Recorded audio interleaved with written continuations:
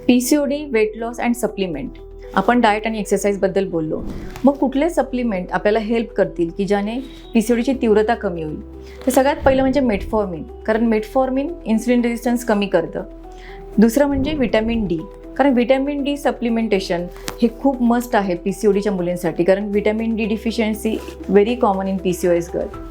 तिसरं म्हणजे आहे की मायोइनोसिटॉल.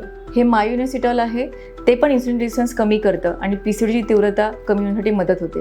आता खूप जणांना असं वाटतं की मेटफॉर्मिन हे डायबिटीसची गोळी आहे म्हणून ती नको घ्यायला, पण डायबिटीसमध्ये पण ते इन्सुलिन रेजिस्टन्स कमी करण्यासाठीच देतो आणि ही काही डिपेंडंट ड्रग नाही आहे.